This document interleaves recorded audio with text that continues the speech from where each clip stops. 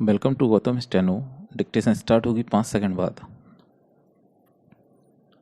आत्मविश्वास का अभाव हमारे विचार अल्प विराम भाव अल्प विराम व्यवहार एवं शरीर को प्रभावित करता है तथा इनके माध्यम से प्रकट भी होता रहता है। पूर्णविराम। ऐसे में हमारी सोच रहती है कि यह काम बहुत कठिन है, हम इसे नहीं कर सकते। पूर्णविराम। मुझे नहीं मालूम कि यह कैसे होगा। अल्पविराम। शायद मैं इसे नहीं कर सकता या दूसरे मुझसे बेहतर कर लेंगे। पूर्णविराम। इसके साथ ही चिंता अल्पविराम भय अल्पविराम स्वयं के प्रति आक्रोश एवं असंतोष अनुभव करना आदि भावनाएं पनपती हैं। पूर्णविराम।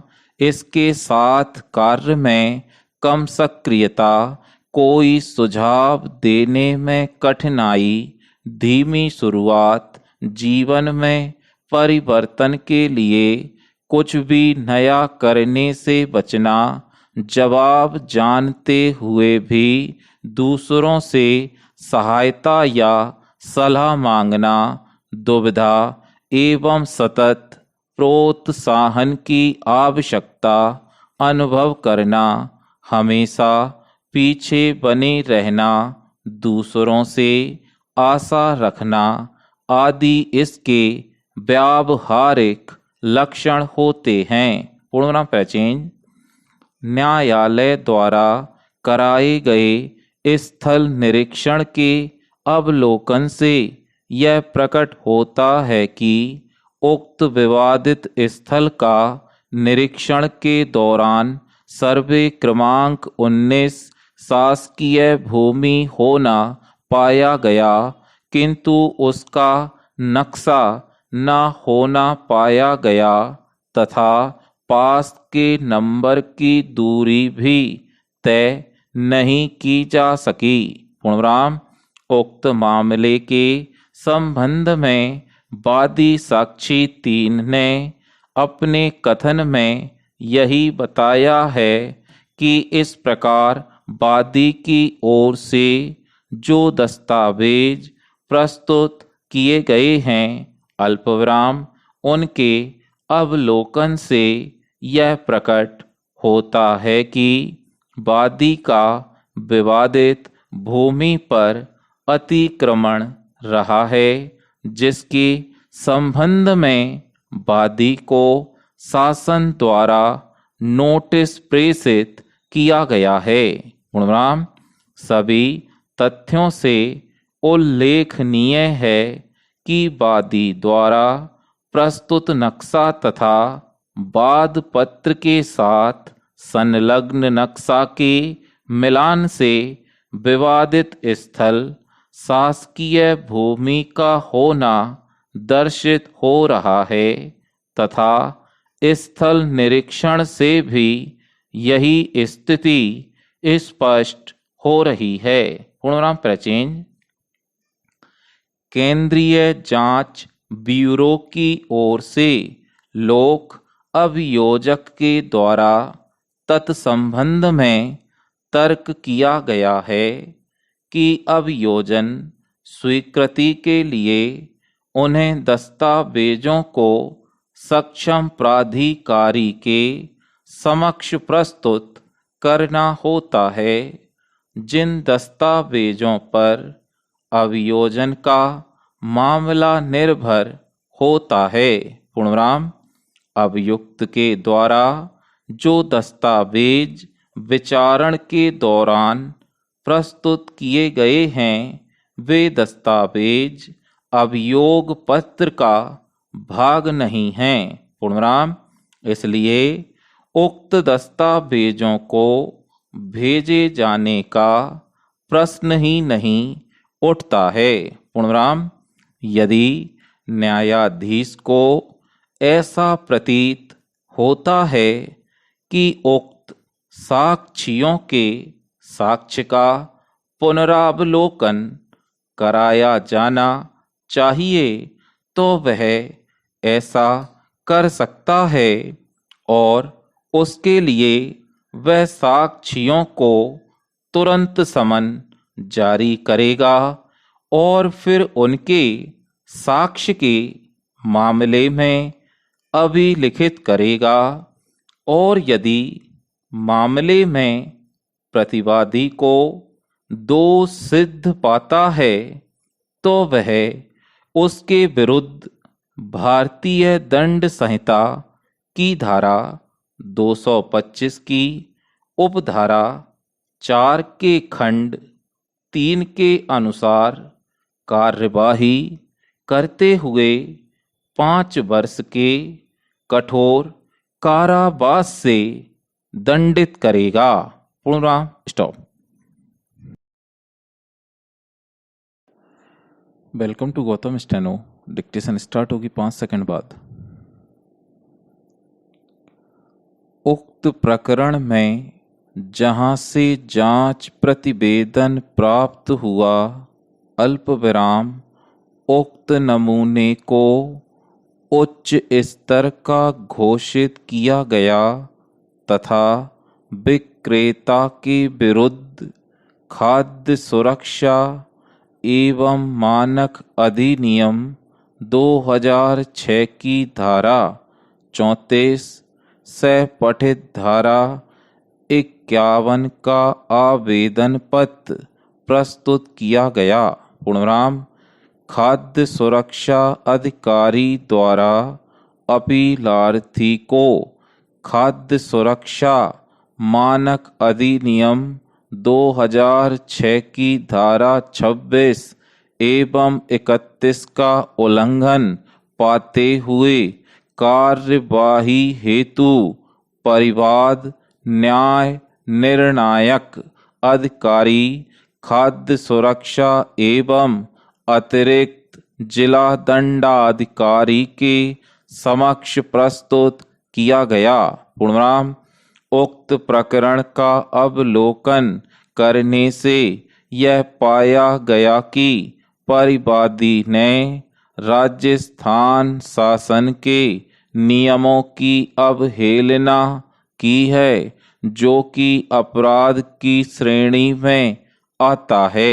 पूर्णविराम अतः उक्त प्रकरण में आरोपी को खाद्य सुरक्षा अधिनियम की धारा 23 की उपधारा 3 व 4 के दंड से दंडित किया जाता है और उक्त आरोपी पर 2000 रुपये का जुर्माना अधिरोपित किया जाता है। पूर्णविराम पर चेंज। आज हमारे जीवन की यात्रा में हर पड़ाव एक कसौटी की तरह आता है।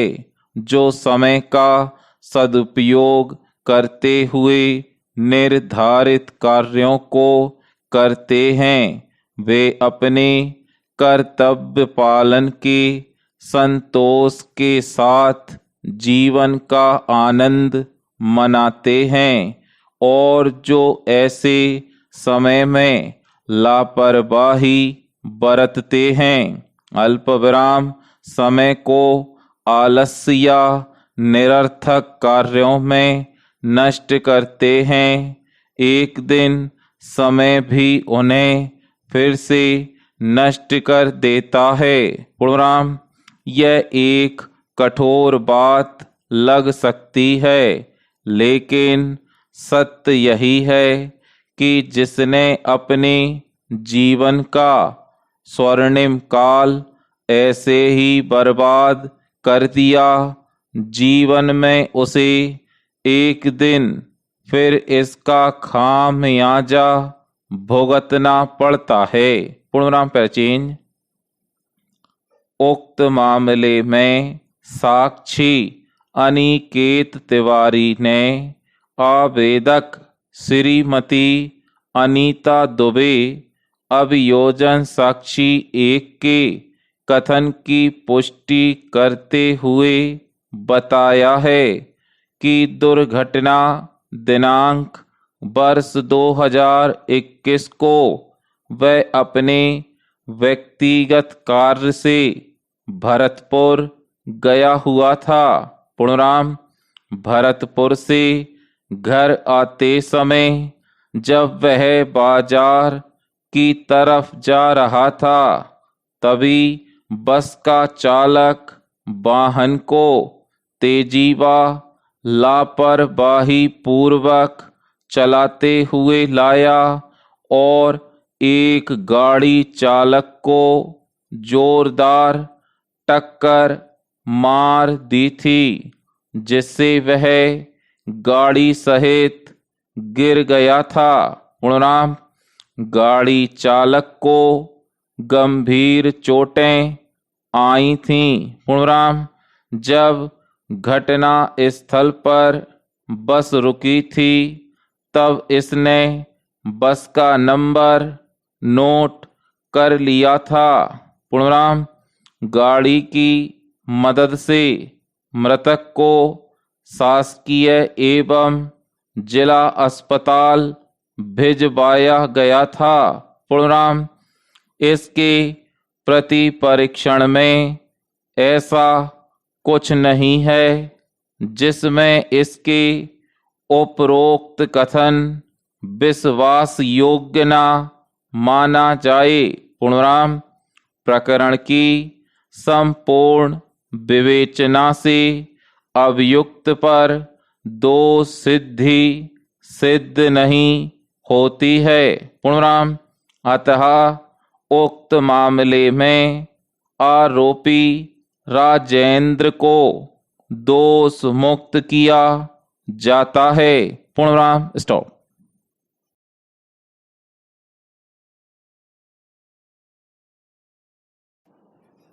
अभियुक्त पर भारतीय दंड संहिता की धारा 354 अल्पविराम 506 भाग 2 भारतीय दंड संहिता तथा धारा 3 अनुसूचित जाति अत्याचार निवारण अधिनियम 1989 के अंतर्गत आरोप है कि उसने उक्त दिनांक को समय करीब दोपहर 2 बजे के आसपास धौलपुर थाना के क्षेत्र अंतर्गत 5 किलोमीटर उत्तर दिशा में स्थित फरियादी के घर के आंगन में फरियादी की लज्जा भंग करने के आशय से उसे बुरी नीयत से पीछे से पकड़कर आपराधिक बल का प्रयोग किया।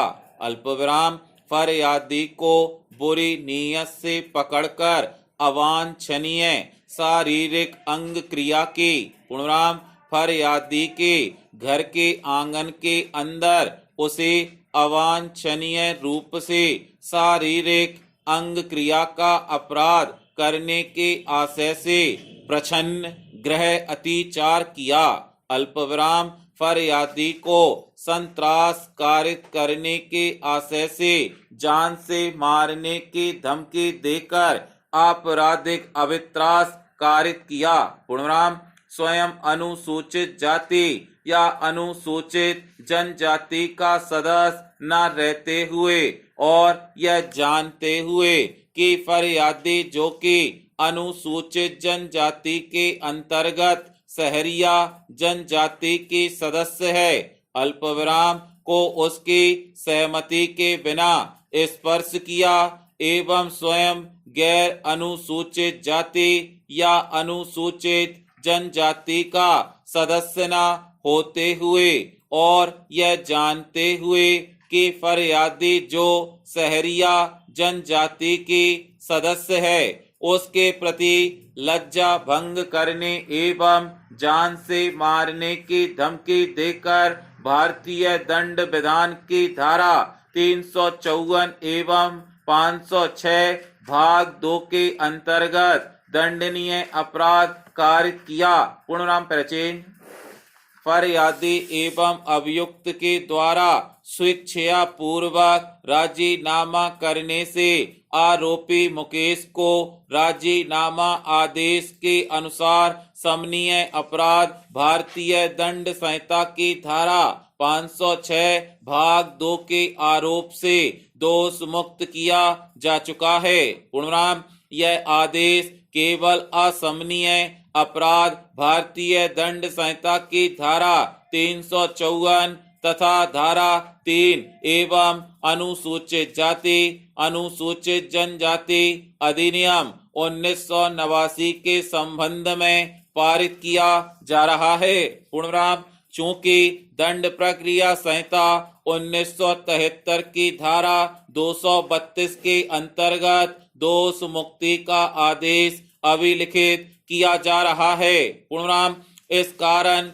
अभियोजन के पूरे मामले का वर्णन करना आवश्यक नहीं समझा गया है। पूर्णराम, वैसे भी महत्वपूर्ण तथ्यों का उल्लेख ऊपर किया जा चुका है। पूर्णराम, अतः अभियोजन पक्ष द्वारा प्रस्तुत साक्ष्य लेने और उभय पक्ष के विद्वान अधिवक्ता के तर्क श्रवण करने के उपरांत मेरा यह सुविचारित मत है कि फरियादी ने लेस मात्र भी अभियोजन कहानी का समर्थन नहीं किया है। पूर्णराम, अतः ऐसी स्थिति में अभियुक्त आरोपित अपराध से दोष मुक्त होने का पात्र है। पूर्णराम, प्रकरण में जब्त शुदा फरियादी का जाति प्रमाण पत्र की एक प्रति प्रकरण में संलग्न कर मूल जाति प्रमाण पत्र फरियादी के उपस्थित होने पर वापस किया जावे। पूर्णराम, प्रकरण में अन्य जब्त शुदा कोई संपत्ति नहीं है। पूर्णराम, फलतः अभियुक्त मुकेश के विरुद्ध आरोप प्रमाणित न पाते हुए भारतीय दंड संहिता की धारा 354 अल्पविराम भारतीय दंड संहिता की धारा 3 अनुसूचित जाति अधिनियम 1989 के आरोप से दोष मुक्त किया जाता है। पूर्णराम, स्टॉप।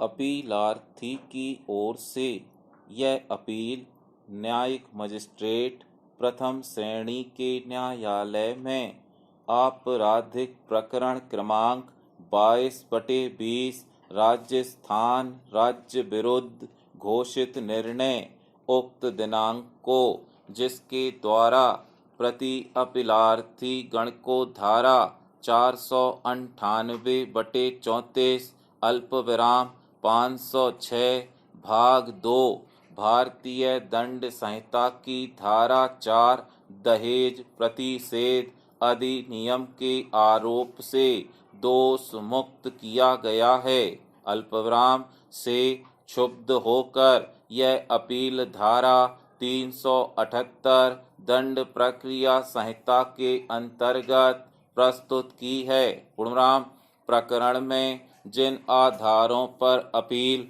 प्रस्तुत की गई है वे इस प्रकार हैं कि अधीनस्थ न्यायालय का निर्णय विधि विधान के विरुद्ध होने से निरस्त होने योग्य है। पूर्णराम, अधीनस्थ न्यायालय ने अपने निर्णय में अभियोजन साक्ष्य का समुचित मूल्यांकन न कर त्रुटि की है, जबकि अभियोजन की ओर से प्रस्तुत साक्षीगण द्वारा पूर्ण समर्थन किया गया है। पूर्णराम, सूचनाकर्ता द्वारा अभियोजन घटना का पूर्णतः समर्थन करते हुए अपने कथनों में अभियुक्तगण द्वारा की गई मानसिक क्रूरता का समर्थन किया है एवं उक्त साक्षी के कथन प्रति परीक्षण में भी अखंडनीय रहे हैं। पूर्णराम,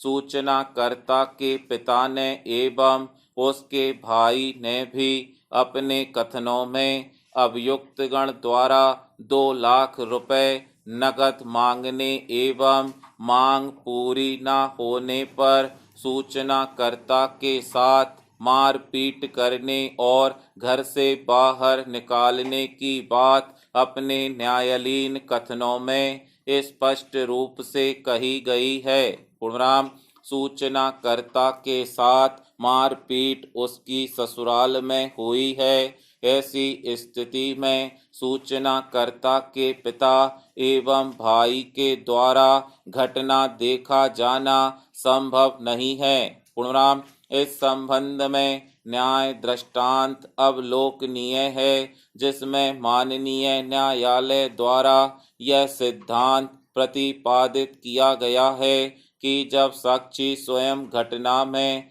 आहत होता है, वहां ऐसे आहत साक्षी की अभिसाक्ष्य को अन्य साक्षियों की अपेक्षा अधिक विश्वसनीय माना जाता है एवं उसके आधार पर दोष सिद्धि हो सकती है। पूर्णराम प्रचेन, अभियुक्त गण की ओर से उनके विद्वान अधिवक्ता ने तर्क में कहा है कि अपीलीय न्यायालय को अपील में विचारण करते समय जो मत अभियुक्त के पक्ष में है उसे ही स्वीकार करना चाहिए। पूर्णराम, इसके अतिरिक्त जब अभियोजन साक्ष्य से दो मत निकलते हों और अभियुक्त को विचारण न्यायालय द्वारा दोष मुक्त किया गया है, तब अभियुक्त के पक्ष की साक्ष्य को स्वीकार किया जाना चाहिए। पूर्णराम, उन्होंने तर्क के समर्थन में न्याय दृष्टांत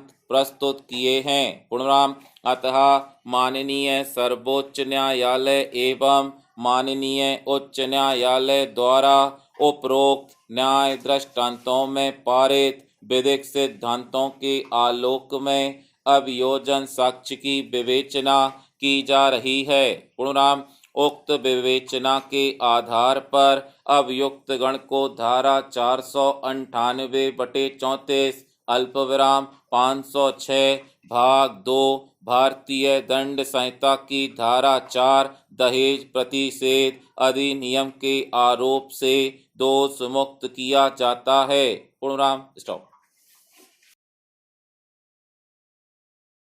प्रस्तुत प्रकरण में यह अपील धारा 2001 की दांडिक अपील एकल न्यायाधीश में राजस्थान उच्च न्यायालय जोधपुर द्वारा फरवरी 2018 को पारित किए गए उस आक्षेपित निर्णय के विरुद्ध उद्भूत हुई है, जिसके द्वारा उच्च न्यायालय ने 2004 के सेशन विचारण मामला संख्या 235 के अनुसार अपर सेशन न्यायाधीश को पारित किए गए निर्णय और आदेश की पुष्टि की और अपीलार्थी अभियुक्त की अन्य अभियुक्तों के साथ साथ भारतीय दंड संहिता की धारा 34 के साथ सहपठित धारा 498 के अधीन दोष सिद्धि को कायम रखा। पूर्णराम, प्रकरण में मुख्य प्रश्न यह है कि वाद कैसे पोषणीय है। पूर्णराम, इन परिस्थितियों में उत्पन्न हुआ है कि मूल वाद ग्राम, तहसील व जिला के विभिन्न सर्वे क्रमांकों पर स्थित भूमि के संबंध में स्वत्व घोषणा, स्थायी निषेधाज्ञा एवं प्रतिवादी क्रमांक 1 से 3 द्वारा प्रतिवादी क्रमांक 4 व 5 के पक्ष में निष्पादित विक्रय पत्रों को शून्य व निष्प्रभावी घोषित करने हेतु संस्थित किया गया था। पूर्णराम, विचारण न्यायालय द्वारा उक्त दिनांक को निर्णय पारित कर वाद खारिज किया गया था। पूर्णराम, उक्त निर्णय एवं आज्ञप्ति के विरुद्ध वादी गण ने ही प्रथम अपील संस्थित की थी, जिसमें माननीय अपीलीय न्यायालय जोधपुर द्वारा पारित निर्णय उक्त दिनांक के द्वारा अपील स्वीकार कर बाद इस निर्देश के साथ प्रति प्रेषित किया था कि प्रतिवादी क्रमांक 1 से 3 को वादोत्तर प्रस्तुत करने का अवसर प्रदान कर वादी गण के अभियोजन साक्षी 1 की वसीयत संबंधी अभिवचनों को विचार में लेकर वाद प्रश्न विरचित कर पक्षकारों को साक्ष्य का अवसर प्रदान कर गुण दोष पर वाद का निराकरण किया जाए। पूर्णविराम पैराचेंज। इस न्यायालय द्वारा जब वाद साक्ष्य हेतु नियत किया गया था तब उक्त दिनांक को पहली बार न्यायालय में यह तथ्य वादी गण की ओर से प्रकट किया गया कि वादग्रस्त संपत्ति में से कुछ भूमि अंतरित की जा चुकी है। पूर्णविराम न्यायालय द्वारा आदेश दिए जाने के बावजूद न तो कथित विक्रय पत्र प्रस्तुत किया गया और न ही उनके राजस्व अभिलेख प्रस्तुत किए गए। पूर्णविराम उक्त दिनांक को वादी गण की ओर से संशोधन आवेदन अंतर्गत आदेश 6 नियम 17 सिविल प्रक्रिया संहिता प्रस्तुत किया गया था, जिसके द्वारा वादीगण ने वादग्रस्त संपत्ति अर्थात सर्वे क्रमांक 434/12 की 1 हेक्टेयर भूमि उक्त दिनांक को विक्रय कर दी है। पूर्णविराम उक्त संशोधन आवेदन उक्त दिनांक को निराकृत कर अस्वीकार किया गया है। पूर्णविराम उसी आदेश के द्वारा वादग्रस्त संपत्ति अंतरित कर दिए जाने एवं न्यायालय से महत्वपूर्ण तथ्यों को छिपाने के कारण इस बात की पोषणीयता के प्रश्न पर विचार किया जा रहा है। पूर्णविराम वाद की पोषणीयता के प्रश्न पर वादी के अधिवक्ता के तर्क विचार में लिए गए हैं एवं अभिलेख का अवलोकन किया गया है। पूर्णविराम स्टॉप।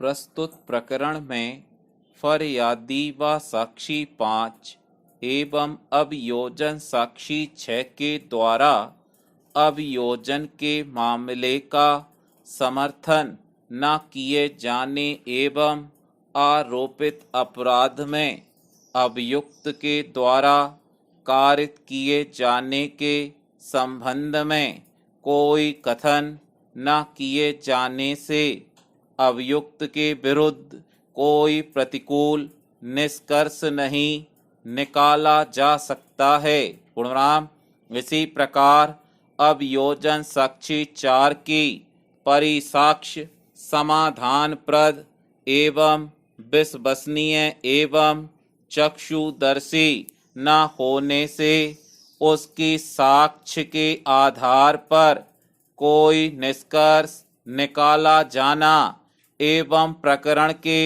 गुण दोषों पर कोई प्रभाव पड़ना दर्शित नहीं होता है। पूर्णविराम अतः साक्ष्य के अभाव में प्रस्तुत विचारणीय प्रश्न क्रमांक 1 अभियुक्त के विरुद्ध प्रमाणित होना नहीं पाया जाता है। पूर्णविराम अतः अभियुक्त को धारा 324 भारतीय दंड संहिता के आरोप से दोष मुक्त किया जाता है। पूर्णविराम अभियोजन का मामला संक्षेप में इस प्रकार है कि सहायक उप निरीक्षक मनोज ने इस आशय का आवेदन पत्र प्रस्तुत किया है कि उक्त दिनांक को खेत में एक महिला की मृत्यु होने की सूचना प्राप्त हुई थी। पूर्णविराम सूचना की तस्दीक करने हेतु जब वे घटना स्थल पर पहुंचे तो वहां पर मृतिका पड़ी हुई थी जिस पर से उनके द्वारा मर्ग क्रमांक 10/20 की देहाती नाल से कायम की गई। पूर्णविराम। मर्ग जांच में यह ज्ञात हुआ कि अभियुक्त द्वारा मृतका की मारपीट की गई थी और मारपीट में आई चोटों से उसकी मृत्यु हुई थी। पूर्णविराम। शेष आवश्यक विवेचना पूर्ण कर आरोपी राम दिनेश के विरुद्ध यह अभियोग पत्र प्रस्तुत किया गया। पूर्णविराम प्रचेन। उपर्युक्त अभियुक्त पर भारतीय दंड विधान की धारा 302, भारतीय दंड संहिता 1860 से उद्भूत प्रकरण का आरोप है एवं चालान प्रस्तुत किया गया है। पूर्णविराम। उपरोक्त धारा 302 भारतीय दंड संहिता माननीय सत्र न्यायालय में विचारणीय है। पूर्णविराम। आरोपी न्यायिक अभिरक्षा में है, उसके अधिवक्ता को निर्देशित किया गया है कि वह नियत दिनांक को माननीय सत्र न्यायालय धौलपुर में उपस्थित रहेगा। पूर्णविराम। अभियुक्त को दंड प्रक्रिया संहिता की धारा 207 के अंतर्गत संपूर्ण चालान की नकलें प्रदान की जा चुकी हैं। पूर्णविराम। अतः उपार्पण की सूचना लोक अभियोजक एवं थाना प्रभारी को दी जावे। अल्पविराम। प्रकरण से संबंधित कोई जब्तशुदा संपत्ति हो तो आगामी पेशी की दिनांक को माननीय सत्र न्यायालय के समक्ष प्रस्तुत करें। पूर्णविराम। अभियोजन साक्षी 4 जिसके समक्ष विवेचना अधिकारी के द्वारा अभियुक्त पर धारा 27 साक्ष्य अधिनियम के कथन प्रदर्श 3 निर्मित किए गए थे। उक्त साक्षी ने अपने न्यायालयीन कथनों में अभियोजन कथन का बिल्कुल भी समर्थन नहीं किया है, अपितु अपने प्रति परीक्षण में यह व्यक्त किया है कि विवेचना अधिकारी के कहने पर उसने कई कागजों पर हस्ताक्षर कर दिए थे। पूर्णविराम। उल्लेखनीय है कि अभियुक्त के प्रदर्श 3 के कथनों के आधार पर ही उसके विरुद्ध अभियोजन कथन संबंधी प्रकरण विचाराधीन है। पूर्णविराम। ऐसी अवस्था में प्रकरण में विवेचना अधिकारी द्वारा निर्वहित कार्यों का सूक्ष्मता से अवलोकन किया जाना अति आवश्यक है। पूर्णविराम। स्टॉप।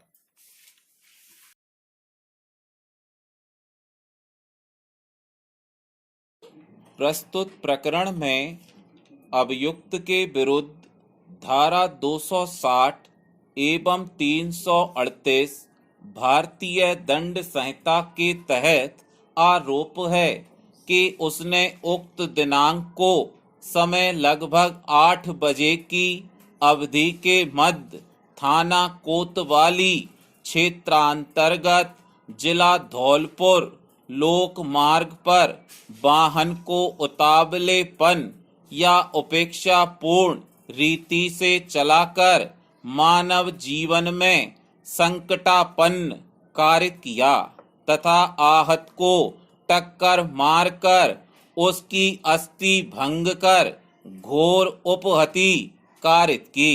पूर्णविराम। प्रकरण में महत्वपूर्ण स्वीकृत तथ्य यह है कि राजीनामा आवेदन प्रस्तुत किए जाने से पूर्व अभियोजन साक्षी 1 के कथन लेखबद्ध किए गए हैं। पूर्णविराम।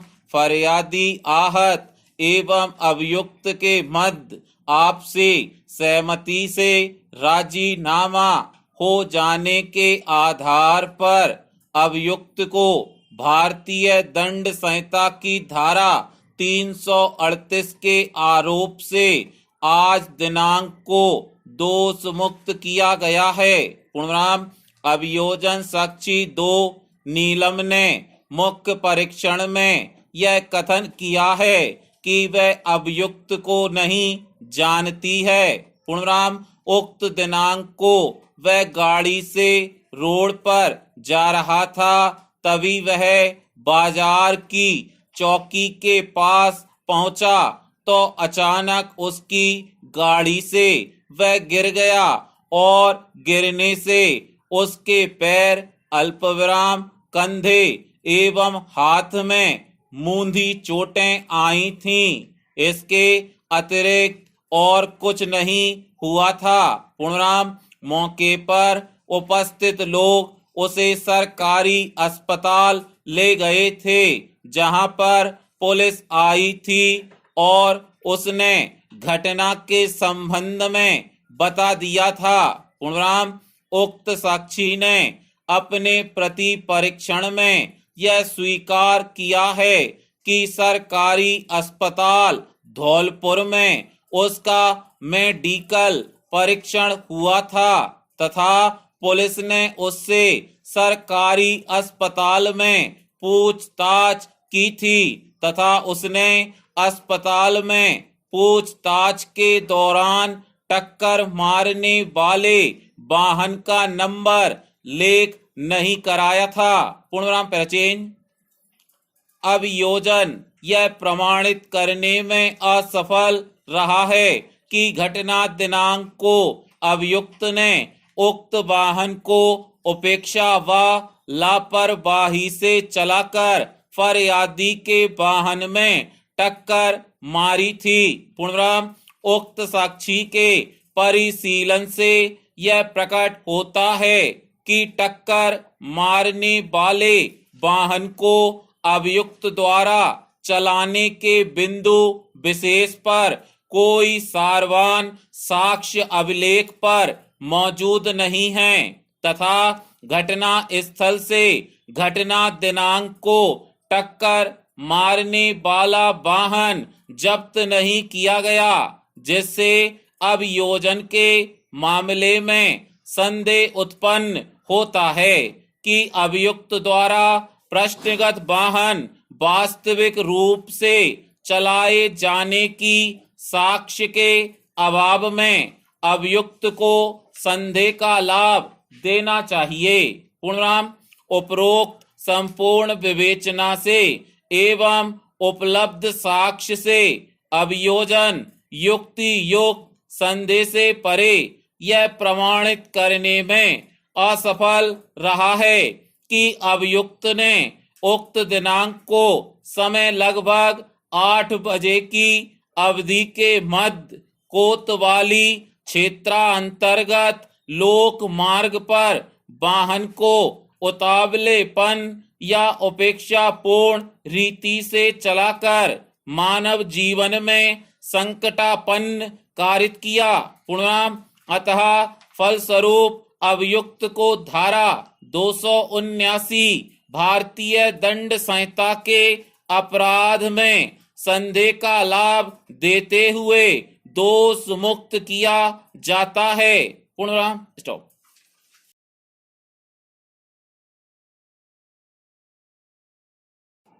पुनरीक्षण याचिका के आधार संक्षेप में इस प्रकार हैं कि पुनरीक्षणकर्ता ने उक्त दिनांक को एक आवेदन प्रस्तुत किया था और निवेदन किया था कि विपक्षी ग्राम धौलपुर थाना का निवासी है, जहां उसका कथित चेक को भुगतान के लिए प्रस्तुत किया गया था। पूर्णविराम।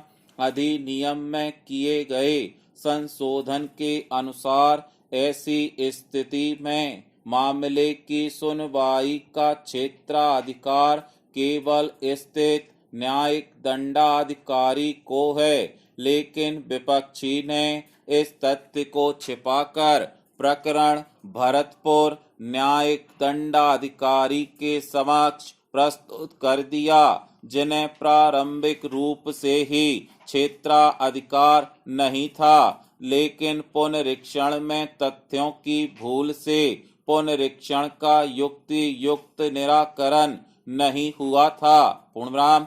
पुनरीक्षण कर्ता ने इस प्रश्न को तथ्यों के साथ क्षेत्राधिकार न होने संबंधी कथन करते हुए पुनः आवेदन दिया था, लेकिन एक विधिक प्रश्न को तथ्यों के साथ क्षेत्राधिकार न होने संबंधी कथन करते हुए पुनः आवेदन दिया था, लेकिन एक विधिक प्रश्न को तथ्यों के प्रकाश में निर्णीत न करते हुए न्यायालय ने जो आदेश दिया है वह विधि के अनुकूल नहीं है।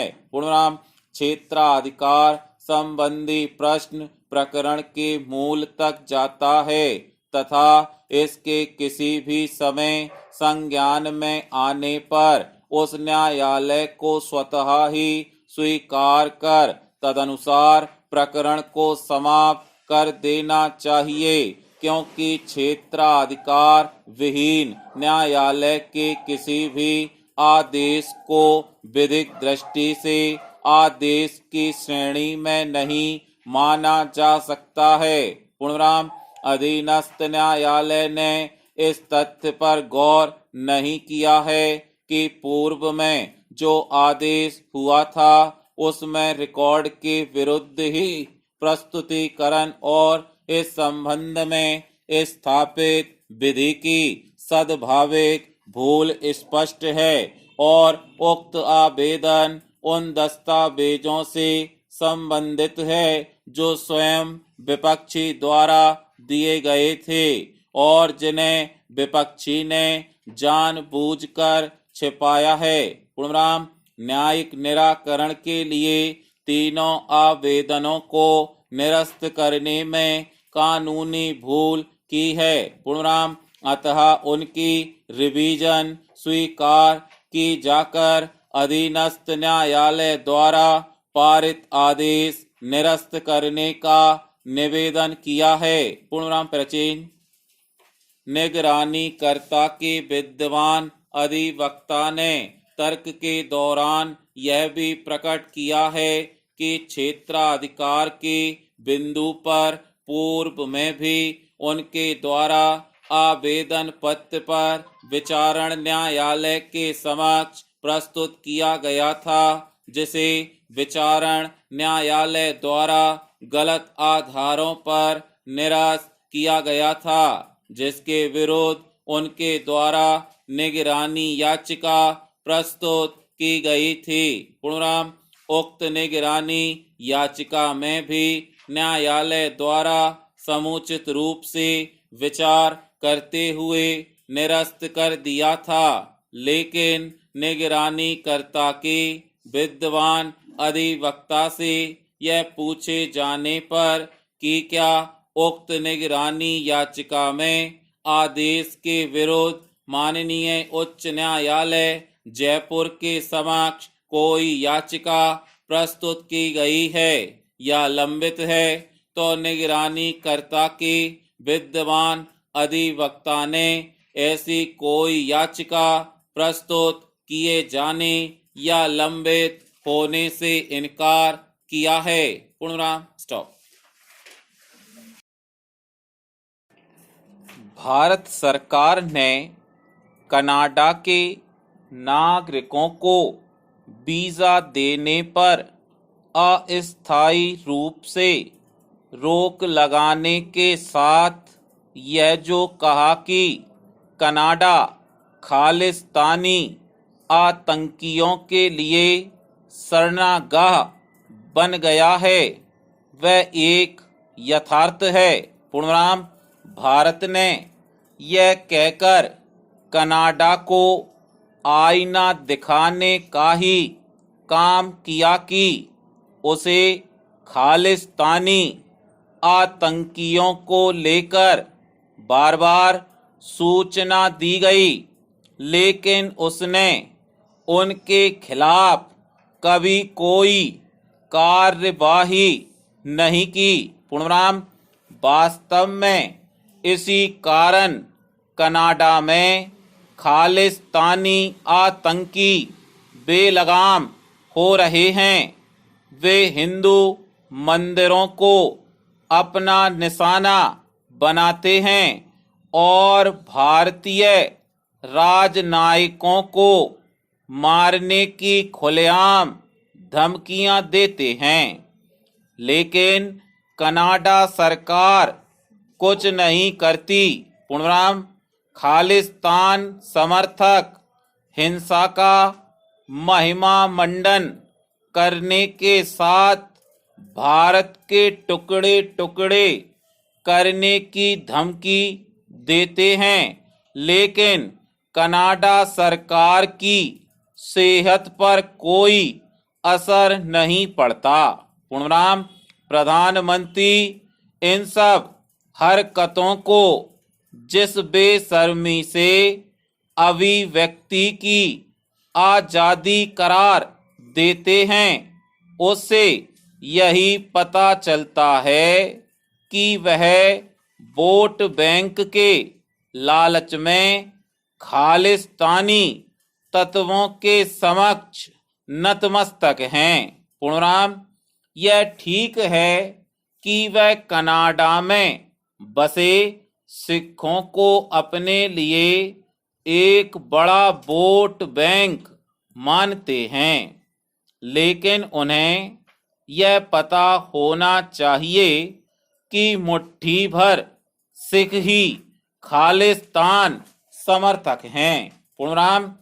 कनाडा में जिस तरह बड़ी संख्या में खालिस्तानी आतंकी सक्रिय हैं, उसे देखते हुए इस नतीजे पर पहुंचने के अलावा और कोई उपाय नहीं कि वह भारत विरोधी तत्वों को संरक्षण देने के मामले में पाकिस्तान से भी आगे निकल गया है। पूर्णविराम।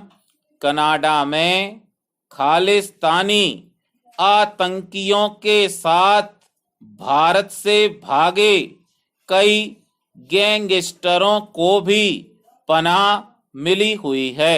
पूर्णविराम। क्या यह विचित्र नहीं कि भारत में वांछित खालिस्तानी आतंकी की हत्या में कनाडा को भारतीय एजेंट का कथित हाथ तो दिख गया, लेकिन वह इस सिलसिले में कोई ठोस प्रमाण देने की स्थिति में नहीं है। पूर्णविराम। बिना प्रमाण उन्होंने भारत पर बेकार के आरोप लगाकर अपने यहाँ के खालिस्तानियों को भले ही खुश कर दिया हो, लेकिन खुद अपनी फजीहत करा बैठे हैं। पूर्णविराम। इसकी अनदेखी नहीं की जा सकती है कि इस मामले में उन्हें पश्चिमी देशों से वैसा समर्थन नहीं मिला जैसा वह चाह रहे थे। पूर्णविराम। यदि उनके पास कोई ठोस प्रमाण है तो उन्होंने वे भारत को क्यों नहीं दिए। पूर्णविराम। प्रधानमंत्री इससे अच्छी तरह परिचित हैं कि कनाडा में खालिस्तानियों के कई गुट हैं और वे एक दूसरे पर हमला करते रहते हैं। पूर्णविराम। खुद कनाडा की जांच एजेंसियां यह मान रही हैं कि आतंकी की हत्या उसके किसी विरोधी गुट ने की, लेकिन प्रधानमंत्री ने राजनीतिक कारणों से उसमें भारत का हाथ देखना पसंद किया। पूर्णविराम।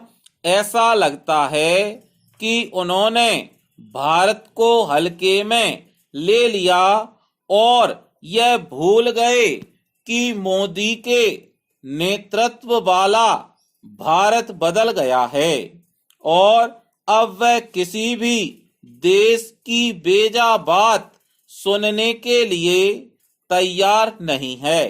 पूर्णाम, उन्हें भारत से खरी खोटी सुनने को मिल रही तो इसके लिए वह स्वयं ही जिम्मेदार हैं।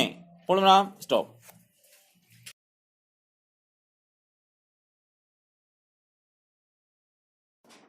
महोदय, कनाडा के प्रधानमंत्री महोदय ने अवैध तरीके से अपने देश पहुंचे खालिस्तानी आतंकी की हत्या में भारतीय एजेंट का हाथ होने की बात कहकर किस तरह घोर राजनीतिक अपरिपक्वता का परिचय दिया, इसका पता इससे चलता है कि उन्होंने यह कहा कि इसके पुख्ता आरोप मिले हैं। पूर्णराम, यह शायद पहली बार है जब किसी देश के प्रधानमंत्री ने किसी अन्य देश को कटघरे में खड़ा करने के लिए पुख्ता आरोपों की बात की हो, अल्पविराम न कि पुख्ता प्रमाणों की। पूर्णराम, कनाडा के पास इसके कोई साक्ष्य नहीं कि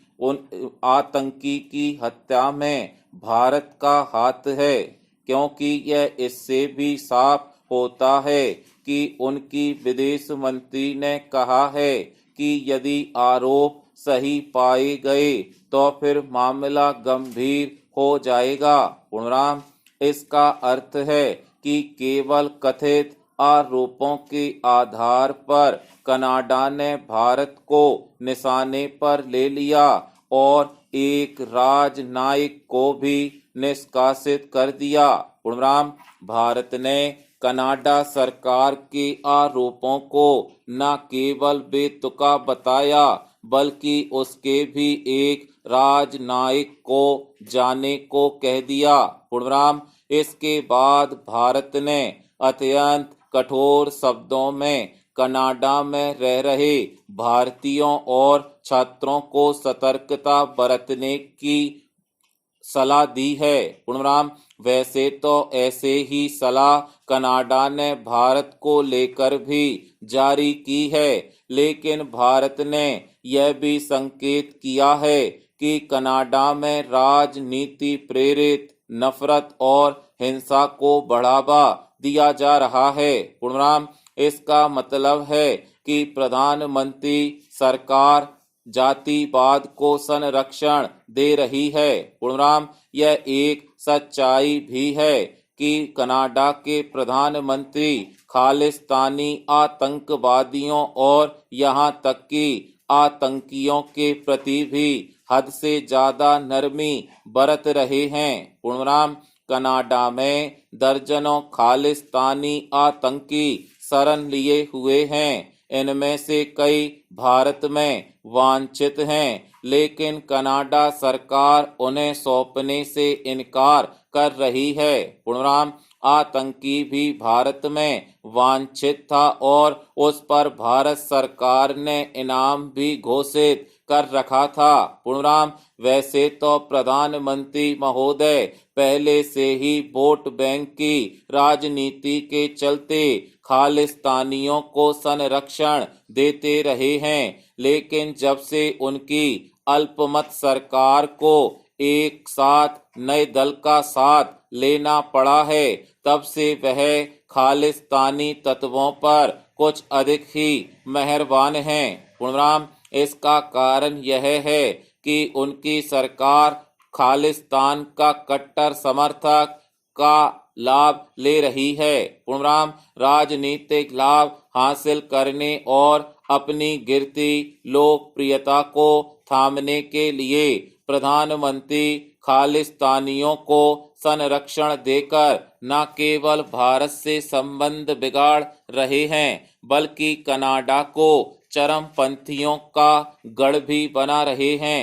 पूर्णराम, वह इससे अनजान नहीं कि कनाडा में रह रहे खालिस्तानी आतंकियों ने ही 1985 में भारत के विमान को बम विस्फोट से उड़ा दिया था। पूर्णराम, इस घटना में 329 लोग मारे गए थे। पूर्णराम, प्रधानमंत्री के संरक्षण में कनाडा में जो कुछ हो रहा है उससे भारत को सतर्क रहना होगा, क्योंकि वहां की घटनाओं का असर पंजाब राज्य में पड़ सकता है। पूर्णराम स्टॉप। भारत सरकार ने कनाडा के नागरिकों को वीज़ा देने पर अस्थायी रूप से रोक लगाने के साथ यह जो कहा है कि कनाडा खालिस्तानी आतंकियों के लिए शरणागाह बन गया है, वह एक यथार्थ है। पूर्णराम, भारत ने यह कहकर कनाडा को आईना दिखाने का ही काम किया कि उसने खालिस्तानी आतंकियों को लेकर बार बार सूचना दी गई, लेकिन उसने उनके खिलाफ कभी कोई उचित कार्यवाही नहीं की। पूर्णराम, वास्तव में इसी कारण कनाडा में खालिस्तानी आतंकी बेलगाम हो रहे हैं। वे हिंदू मंदिरों को निशाना बनाते हैं और भारतीय राजनयिकों को मारने की खुलेआम धमकियां देते हैं, लेकिन कनाडा सरकार कुछ नहीं करती। पूर्णराम, खालिस्तानी समर्थक हिंसा का महिमा मंडन करने के साथ भारत के टुकड़े टुकड़े करने की धमकी भी देते हैं, लेकिन प्रधानमंत्री सरकार की सेहत पर कोई असर नहीं पड़ता। पूर्णराम, कनाडा के प्रधानमंत्री इन सब हरकतों को जिस बेशर्मी से अभिव्यक्ति की आजादी करार देते हैं, उससे यही पता चलता है कि वह वोट बैंक के लालच में खालिस्तानी तत्वों के समक्ष नतमस्तक हैं। पूर्णराम, यह ठीक है कि वह कनाडा में बसे सिखों को अपने लिए एक बड़ा वोट बैंक मानते हैं, लेकिन उन्हें यह पता होना चाहिए कि मुट्ठी भर सिख ही खालिस्तान समर्थक हैं। पूर्णराम, कनाडा में जिस तरह बड़ी संख्या में खालिस्तानी आतंकी सक्रिय हैं, उसे देखते हुए इस नतीजे पर पहुंचने के अलावा और कोई उपाय नहीं कि वह भारत विरोधी तत्वों को संरक्षण देने के मामले में पाकिस्तान से भी आगे निकल गया है। पूर्णराम, कनाडा में खालिस्तानी आतंकियों के साथ भारत से भागे कई गैंगस्टरों को भी पनाह मिली हुई है। पूर्णराम, क्या यह विचित्र नहीं कि भारत में वांछित खालिस्तानी आतंकी की हत्या में कनाडा के प्रधानमंत्री को भारतीय एजेंट का कथित हाथ तो दिख गया, लेकिन वह इस सिलसिले में कोई प्रमाण देने की स्थिति में नहीं है।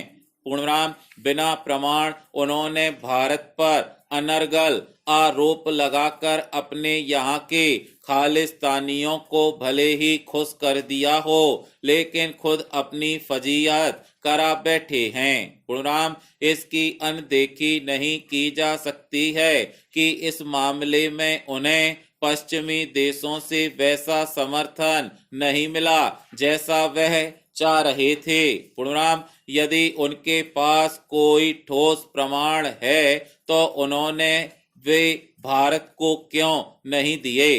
पूर्णराम, प्रधानमंत्री इससे अच्छी तरह परिचित हैं कि कनाडा में खालिस्तानियों के कई गुट हैं और वे एक दूसरे पर हमले करते रहते हैं। पूर्णराम, खुद कनाडा की एजेंसियां यह मान रही हैं कि आतंकी की हत्या उसके किसी विरोधी गुट ने की है, लेकिन प्रधानमंत्री ने राजनीतिक कारणों से उसमें भारत का हाथ देखना पसंद किया। पूर्णराम, ऐसा लगता है कि उन्होंने भारत को हल्के में ले लिया और यह भूल गए कि मोदी के नेतृत्व वाला भारत बदल गया है और अब वह किसी भी देश की बेजा बात सुनने के लिए तैयार नहीं है। पूर्णराम, उन्हें भारत से खरी कोठी सुनने को मिल रही तो इसके लिए वह स्वयं जिम्मेदार हैं। पूर्णराम, स्टॉप।